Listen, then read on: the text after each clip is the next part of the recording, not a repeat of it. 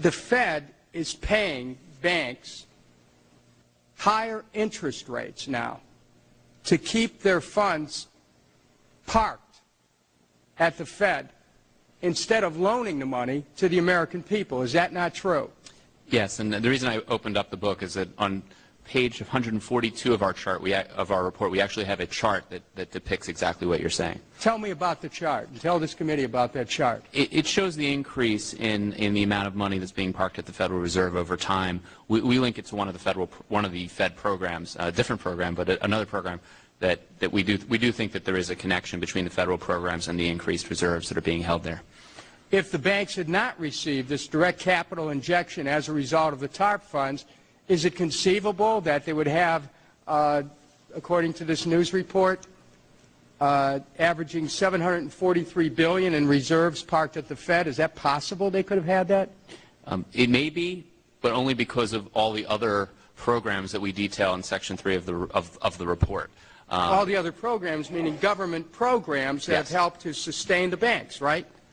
It would certainly appear to be the case. See, members of the committee, first we started out with being told that money was going to mortgage-backed securities. They did a bait and switch on that.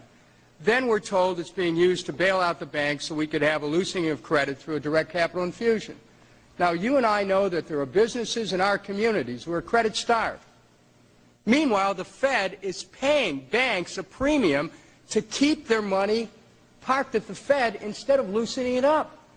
This is one fraud after another on the American people. Now, they might use the excuse, well, they're trying to control inflation. Check it out. Unemployment's skyrocketing. Businesses can't get money, so they're laying off more people. And we're thinking that somehow we've solved the problem here.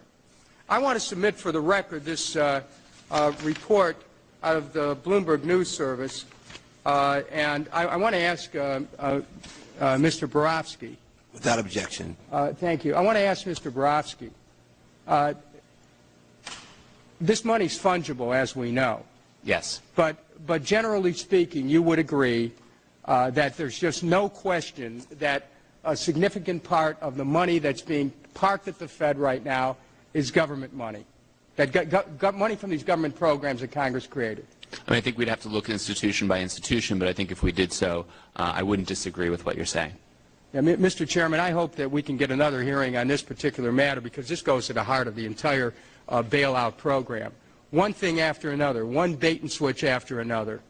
And Congressman Kucinich, in our audit, I think we described, the banks have communicated to us this tension as well, that they feel that's really right in line with your comments, and that is that on the one hand, they're getting pressure to increase lending and get this capital out there, but they're also getting pressure from the regulators to maintain the capital and increase their regulators read Fed.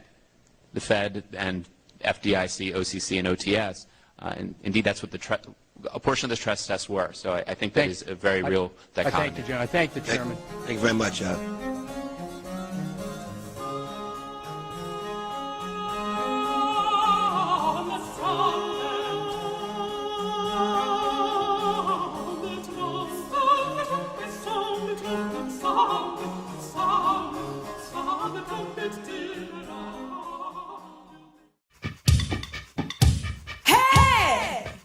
Is this my turn? You want me to sing now?